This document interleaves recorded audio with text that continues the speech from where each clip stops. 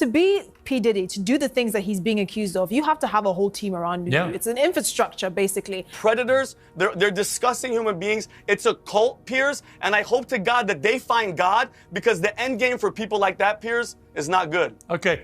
Jason, shocking allegations levelled at Sean Diddy Combs have burst the floodgates on salacious claims about an industry many people believe harboured a monster. Understandably, the internet's ablaze with claims about these events and whether other powerful figures were involved too. Well, last week I interviewed Jaguar Wright, a singer-songwriter who's made claims about Diddy for years. Those claims had already received a lot of attention in the media across many platforms for many years. And that's the thing about platforms. The reality of the modern world is that pretty much everyone has a platform as long as they have something to say that other people want to hear. That's why we invited her on to be interviewed. The people making these claims have an audience with or without shows like mine. Well, Jaguar Wright unexpectedly made several serious allegations about Jay-Z and Beyonce during that interview. As I said in the moment, they were not present to respond or defend themselves. But now they have. Their lawyers contacted us to say that those claims were totally false and have no basis in fact. And we've therefore complied with the legal request to cut them from the original interview. Editing interviews is not something we do lightly at a show called Uncensored. But, like the proverbial cries of fire in a crowded theatre, there are legal limits on us too. And we apologise to... Stay tuned. Something is brewing behind those prison walls. Diddy's isolation isn't just about confinement. There's a storm about to hit. What secrets will surface when the walls start talking? Not unexpected, Piers. If you've watched a single interview with her, you'd know she's been saying that for quite some time. First correction, but let's go. During that interview. As I said in the moment, they were not present to respond or defend themselves. But now they have. Their lawyers contacted us to say that those claims were totally false and have no basis in fact. And we've therefore complied with the legal request to cut them from the original interview. Editing interviews is not something we do lightly at a show called Uncensored. But, like the proverbial cries of fire in a crowded theatre, there are legal limits on us too. And we apologise to Jay-Z and Beyonce. Reese, why is he apologizing? He didn't say anything bad. We have the clips. We can go through them. In fact, we have them on my video. I have not received a cease and desist. What is your reaction to Piers not only apologizing, but editing them out of the YouTube video? Dude, I'm shocked. I'm shocked. Piers Morgan must have felt some sort of way. And look, let's not operate in a vacuum. We all know that, Piers is not making these decisions. It's going to be the higher ups probably, right? Sure, people who may be concerned, people who may have relationships. At the end of the day, these are media companies. We're talking about some of the biggest moguls in the media world, in the music and entertainment industry, right? Jay-Z and Beyonce. So let's not think that there's not some sort of connection or behind the scenes, under the table discussion happening. That being said, that's all speculation. What we do know is what we've seen Piers Morgan say, which is, I got a legal demand and we're editing our video. And I'm blown away that they would comply with that, because they meaning Piers Morgan and his show is simply allowing people who claim to have personal knowledge on the show to attest to what they've heard and seen. We also had another guest on the show who counterbalances it and says, hey, I would never give this woman a platform. I don't believe a word she says, right? You and I heard that. Correct, correct. They didn't like that he said it, but he said it exactly. They said, this guy's not telling you, she's a conspiracy theorist, is what Vlad said. So even if you wanted to argue, well, the other side was said. Yeah, and look, and he also takes the position in all of his interviews that, hey, look, the other side is not here today, right? Jay-Z and Beyonce are not here today. Get them on the show. Maybe he invited them, right? Have them make a public statement. We don't know all these things, but for him to just edit the video is pretty shocking. It tells me that he's legitimately scared of getting... This isn't just about survival, it's a power game. Sean Diddy Combs thought he was untouchable, but now he's in a place where fame means nothing. And stuff, because we come on and share our thoughts, and I don't understand how he would be liable for that. Again, to me, this is just shocking that Jay-Z and Beyonce were able to get him to edit it. Now, they're not out there doing it to others yet, and I guess that's my next question. Like, what is your reaction to Jay-Z and Beyonce doing this? Does this make them look less guilty because they're finally stepping up and doing such actions? And do you think now other channels like myself and others are at risk at receiving these cease and desists? What is your reaction to all that? So look, as someone who believes in aggressively pursuing reputation management, particularly online and in the media, I don't blame Jay-Z and Beyonce for taking a position and being aggressive with it, right? I think the conversation has to be had that, look, these statements are false, they're defamatory. I haven't seen any public statements by Jay-Z and Beyonce since this P. Diddy thing happened. It almost seems like they've been kind of laying in silence, despite the connections that people have made. So I do think that this is probably the first domino that will fall among many. And I fully anticipate and fully expect to see Jay-Z and Beyonce issuing more of these things. Absolutely. I don't think. How do we respond as creators? Because I like to deem myself uncensored. I share my opinions, but I also make it clear it's my opinions. I've never once declared Jay-Z and Beyonce guilty of anything. I don't know, but are we allowed to share other viewpoints that are saying otherwise? I think what's great about the United States of America is that viewpoints should not be censored.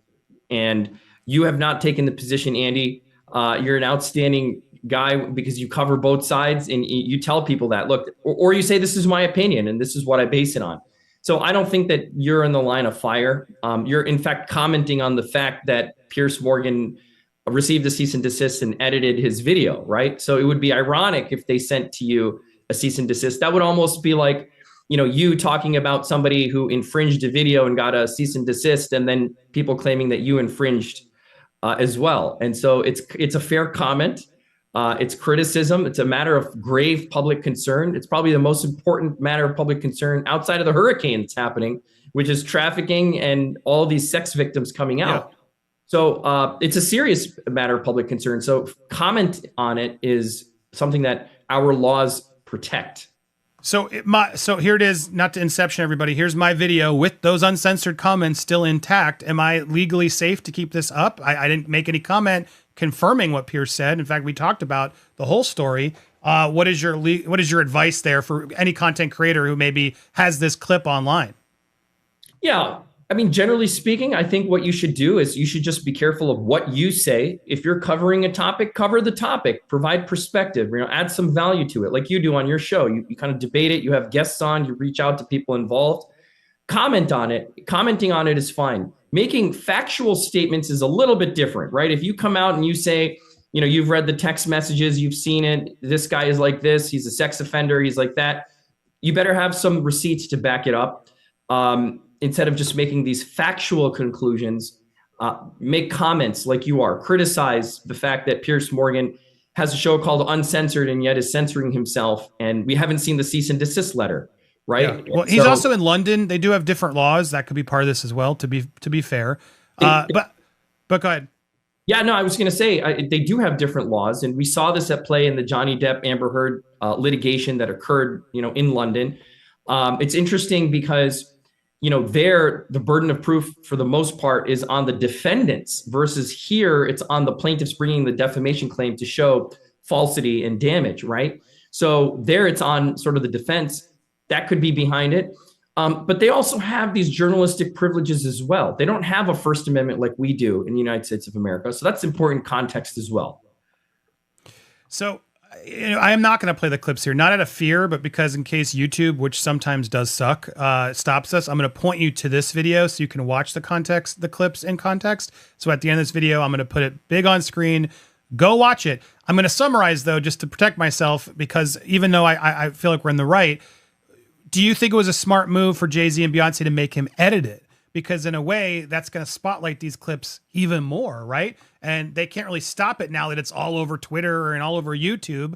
As a lawyer, how would you advise someone in such a situation? Like, should they have just had a statement of apology, a statement of correction, and let the video still live? Or do you think it was behind bars? Privilege has its limits, and Diddy's learning that the hard way. The inmates are watching. The guards are talking. He's not just locked up; he's locked in. What happens next? It's about to get shocking. Jay-Z and Beyonce, you're on their PR team, you're on their legal team. You are taking this seriously. You are going to send cease and desist letters to anyone in the media who is falsely portraying you to be complicit with P. Diddy. I mean, that's the biggest name and the biggest issue plaguing the United States right now in the news is this issue, and you're being associated with it. So if you want to sort of clean up your association with it, guilt by association, if you will, then this is exactly what you're going to do, right? And so it's an aggressive legal move. On the other hand, if you are a content creator, if you are in the news media, this is a scary thing because you are providing commentary. You're interviewing people who claim to have personal knowledge, okay? And she does rub shoulders. This particular woman was an S worker, right? She ran knee deep with a lot of big names. And then you have another guy who came out and said, yeah, look, I mean, you have another guy who came out and said, this woman is a conspiracy theorist. So who really knows? But the point is, you know, Piers Morgan is giving a platform to these people. I don't think it's fair to compel him to edit something and remove it from the universe, right? To the extent that he can, when he's simply giving a platform for public opinion. In this case, somebody who claims to have personal knowledge. She's not a nobody, right? She's not just somebody off the street who's claiming this is what happened. She's somebody. And more importantly, Andy, Piers does not say, you played the clip, Piers does not say that Jay-Z and Beyonce are guilty. He does not take a position. He asks questions like a reporter and a journalist should do. And at one point, he does even say they're not here to defend themselves. He does. And you're right. Vlad says, oh, it's all nonsense, conspiracy theorist. But what they do really focus on these clips, and you can watch it in the next video, they talk about his silence, which really was deafening. He hasn't been saying anything. And when you say silence, say nothing, sometimes that sounds guilty, right? Even though it doesn't mean to be, doesn't mean it is. That's just how it approaches. So it's interesting that the first statement we're getting from Jay-Z and Beyonce regarding Diddy is a cease and desist, allegedly, sent to Piers Morgan. And we'll be interesting to see if I get one or if others get one. Do you think, again, people are trying to associate guilt to Jay-Z? I don't know. I wasn't there, but these are fair questions it seems to be willing to ask. And shouldn't he at this point release a public statement before he's out there doing private cease and desist? It just seems a little shady. Like, part of me wants to see that discovery from Piers Morgan's lawsuit. I'm kind of shocked Piers isn't letting it go and seeing if they actually sue him, because in a weird way, if they sued us or Piers or whatever, wouldn't we get a lot more data that they might not want out there regarding this whole Diddy debate? Right. That's exactly right. So as a plaintiff in a defamation case, and it's similar in England, right, which is likely where this lawsuit would be filed if one were to arise, there's going to be an opportunity for defenses to present, you know, evidence that supports their statements, and there's going to be an opportunity for plaintiffs to present theirs. I mean, look, you asked a really good question, which is Jay-Z and Beyonce have been silent, and do they look guilty by not speaking out about this? I think they should have issued a statement a long time ago. If I'm on their PR team, I'm going to say, look, one sentence, right? One sentence. We are not associated with this. We don't condone the acts that were alleged. We're horrified by the tape we saw. We're horrified by the tape. I mean, look, many people have been alleged to be associated with it. Very few, if any, have come out and made any statements at all. And so it's difficult in these situations, right? Because once you make a statement, people then pry that open and you have to make more statements. And it really depends. Again, lawyers have to advise their clients on what's the best under the facts and circumstances. With this high profile of a case, I would expect at least a statement from Jay-Z and Beyonce before they sent a cease and desist. But maybe they're going to do that next. You know, we don't know. You asked a question about, you know, now that they've said something, does it make them sound guilty? And that sounds a lot like the Streisand effect, where you bring attention to something, not necessarily making yourself look guilty, but you bring attention to something by saying something about it. But look, this is perhaps... Right, I'm reporting on it again now. Everybody's going to be reporting on this. It's all over the news today.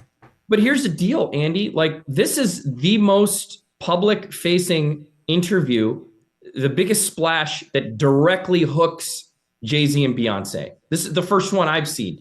There's a lot of creators out there who've been saying things like look into Jay-Z, look into Beyonce, who may have a following, but this is Piers Morgan, right? I haven't seen anyone as big as Piers Morgan directly address or have somebody on their show address Jay-Z and Beyonce and any alleged connection to Sean Combs, right? This is the first gigantic splash. So perhaps that's why. It's pretty bad. We're going to put the, I mean, she makes some serious allegations, which Piers doesn't ever try to say are true, and I'm not either. But she makes a whole claim about the fact that she has 3 witnesses that are ready to, come forward about sort of behavior that she alleges about, sounding behavior. She makes a theory about Aaliyah. I don't know what's true, but she has a right to put this out there, especially if she has these people that are talking to her. Would that hold up in court if they came after Jaguar and she really did have 3 people who had their own opinions or stories about it? Is she allowed to have a theory about Aaliyah? Like, this is all stuff that she's allowed to do, no? Yeah, that's interesting. So obviously for your viewers, the case of Jaguar, if she's the target of a defamation lawsuit, it's very different than Piers being the target of a defamation lawsuit, right? So she's making factual statements based on actual alleged experiences, meaning she's claiming knowledge of private facts. So she better have those private facts. So if she claims there are 3 witnesses that she's talking to now, she better have names of those witnesses. If she claims that, she was passed around, if she claims that, she specifically says in 2022 that there were experiences, some of which have come to light and surfaced, she needs to have receipts of those things. If she's claiming that she personally experienced them or people told them to her, in order to avoid potential defamation liability in the United States. This isn't just about survival, it's a power game. Sean Diddy Combs thought he was untouchable, but now he's in a place where fame means nothing. Why the hell you gotta talk to me about Jay-Z? They always say, oh, they're going to talk about Jay-Z. Now I gotta talk more about this wig wearing, but I feel a certain way when it comes to what Jaguar Wright says about Jay-Z. Okay. One, I don't know their relationship. I've never seen her around us at Rockefeller. Okay. Not saying that she don't know him, because clearly she's worked with him in some manner. Right. She's got some credits. I looked at her credits. MTV Unplugged and things like that. Yeah. As far as their personal relationship, I have no clue. So I really can't say. Her allegations towards him, some of them to me are like out there, like far-fetched for me to believe. Right. But the other stuff, like he was dating Aaliyah, I've been told y'all that way before she even said that. Right. When I said it, I was, you can't be talking about the dad, and this is 20-something years ago. Right. Right? But even now, Dame admits that it was over Aaliyah, right? I'm the one that told everybody first that Jay was with Aaliyah first. Right. That finally came out. So for me, some of the stuff she's saying, I've been saying as far as that goes. But some of the other things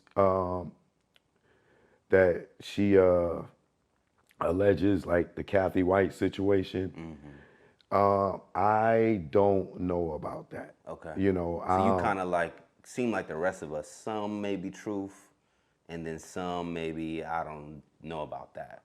Well, what I would say is I wouldn't put nothing past nobody, right? Gotcha. In regards to that, especially in the manner of public humiliation for Jay, having a baby by another woman on Beyonce, who everybody loves. He would have got destroyed in the media, right? But then again, not really, because he's cheated on Beyonce before, and she just take him back and take him back and take him back. Right. But she tell all the other women, leave your man. He's I'm irreplaceable. To the left, and all the women will leave a man. But she stay there with this dude. Now that's something interesting, because I'm hearing people talk about Beyonce's losing followers now just because of her conversation with, just being aligned with Jay. Right. Well, that could be some truth to that. I don't know. I mean, when she first got with him, a lot of people didn't understand it and supported it until after a certain amount of time. You know what I'm saying? But getting back to the Kathy White thing, the only thing that makes me look at it and where it may be some truth to it is the girl Claudia Jordan being connected to Kathy White.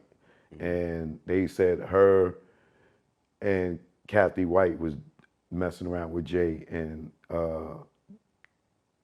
Diddy, allegedly. We all been around each other and play. I've been around Claudia Jordan, right? That don't mean I dated her, right? I've been in plenty of parties with her. I might have been even at a Diddy party and she might have been there. You know what I'm saying? Not an after party, but you know, just a regular party. You know what I'm saying? So that don't mean that. But when Claudia Jordan started elaborating more and said, "Oh well, we was only around them this day." Oh yeah, but then we were around them this day. It was like, hold on, I thought y'all didn't have no relations with these dudes. So now you just put yourself around them a few times, which kind of makes it look shaky. Then there's the thing where Claudia Jordan says in the interview, it was in regards to Kim Porter dying and people feeling like it could have been mysterious, like allegedly Diddy could have been behind it, right? Right. So Claudia Jordan says in the interview that, y'all think these people will be out here dying from natural causes, and they don't, you know? And she's like, you know, these people are powerful, right? So just because you see people in a coma, that to me, the coma was Jamie Foxx, right? Because Diddy situation with Jamie Foxx. I want to get into that for sure. Or Albie Shore was in the coma, right? Right. And then she says it was pneumonia, which was Kim Porter. I believe she said pneumonia. And then she went to say, and some of these people y'all think be having brain aneurysms, right? Now, Kathy White died of a brain aneurysm. Okay. Right? So when she go to say, and some of these people died for coma, y'all think these people really went in comas and died of pneumonia and brain aneurysm. And then she goes, and y'all think these is natural causes. They're not. Okay. So when she said that, she implicated to me that allegedly she know more than what she's saying. And when she said brain aneurysms and that she didn't really die of a brain aneurysm, right, allegedly, that Some foul. yeah. So it tells me Claudia Jordan knows more than what she's acting like, but she Every day, someone visits, but not for friendly check-ins. What's really happening behind those bars? You won't believe what's coming next. Prepare for a jaw-dropping twist. Piers Morgan situation. He brought you on to speak on Diddy, and it seemed that as if your focus turned to Jay-Z, his wife. That's always been my focus. Yes. What? They're one and the same. Tell me something. When you have a peanut butter jelly sandwich, if it's just peanut butter, it's just peanut butter. If it's just jelly, it's jelly. When you put it together, it becomes a peanut butter and jelly sandwich, and the taste is undeniable.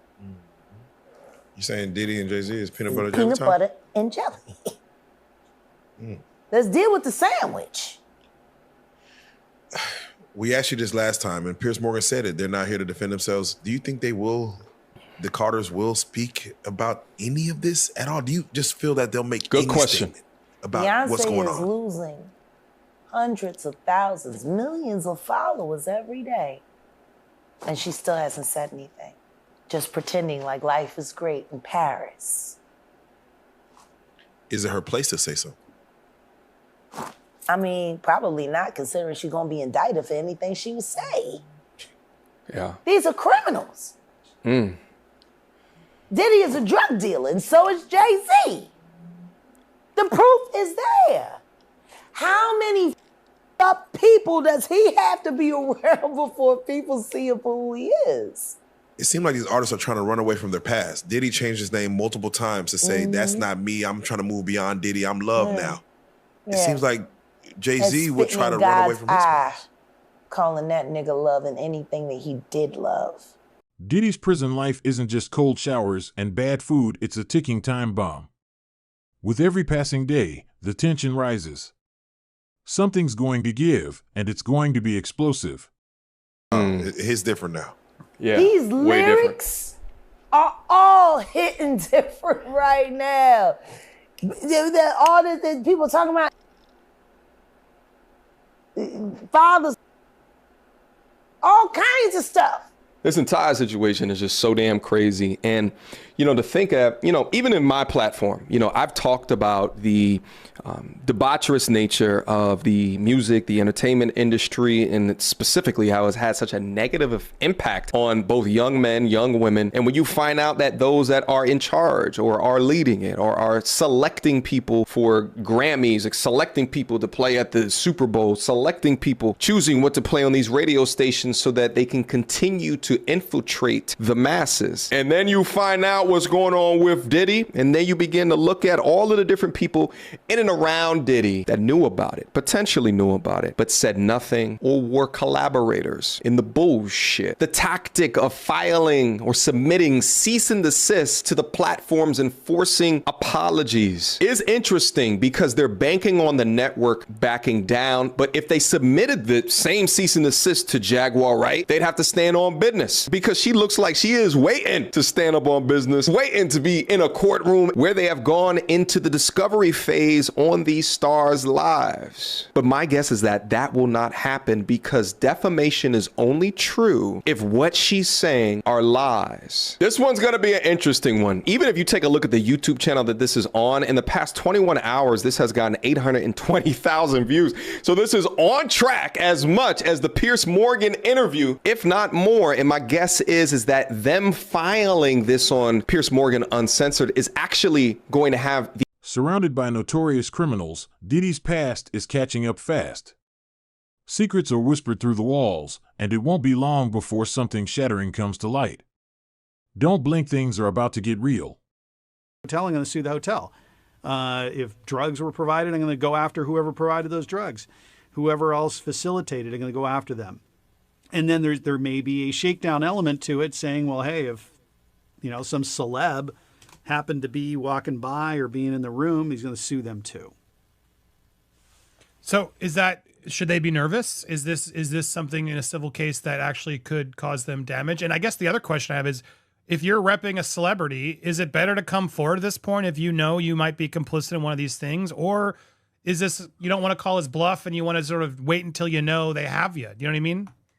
Yeah, this is very difficult. So sure, anyone should be nervous. You know, even a false allegation against you could be extraordinarily damaging. And we all know from following these stories, people read the headlines. They don't necessarily read the stories. Allegations that are made kind of stick and are very difficult to undo later on. So yes, people should be nervous about getting caught up in this horrible web. Now, if somebody's in the crosshairs, they're probably going to get a demand letter. And so what'll happen is that plaintiff's attorney, Busby in this case, would probably send a letter to that person saying, here are our concerns. This is the information that those concerns are based upon, and, you know, kind of work with us or we're going to sue you. And then the celeb's going to have a decision to make at that point because they know it's going to happen. And the classic advice is say nothing and let it work out in the court. But more people are now pivoting towards getting in front of the story and probably coming out there and making a statement and saying, yes, I went to a Diddy party, but these things didn't happen in my presence. And I got to caution people to think about the difference between a Diddy party that he's famously known for giving with lots of celebrities a white party. there. Yeah, exactly. There's tiers to the party, it seems. Well, exactly. The freak off, and I know the freak offs were allegedly recorded for his own sick purposes. But the white party or something like that, you have lots of people in attendance, lots of people with cameras recording this. If freak offs were happening during a white party, we would have all seen video of that by now. So there's a difference. There's got to be a difference between the regular party and the freak off. So whether celebs got involved in the freak off, I have no idea. But if they were there, they're really gonna pay the price for this, at least reputationally, because again, it may not have been a crime. It may not even be anything civilly that they could be properly held accountable for, but just morally being present. unless they have a reputation as a party goer and abusive type person, if they're like a normal kind of reputation, it is going to be extraordinarily damaging. And if one of them is going to get caught up on it, they're going to be best served by getting in front of it and saying, yeah, I was there. This is what happened. I'm embarrassed by what happened. Here's what I'm doing to kind of rectify this, kind of acknowledge the harm that was caused, blah, blah, blah. Standard apology should be issued. Well, and then the other question of just the fact that now there's minors involved, we have to be careful how we say it. But now that with the minors in this, we asked the question, do the feds know? And he says he doesn't think they know of everything, but obviously he's going to make sure that they have access to anybody. That does change this case, no? I mean, there's also talk about it going global. They're now putting people out in the UK and other areas in London, for example, where he partied a lot. International, minors involved, that takes us like 10 steps up, no?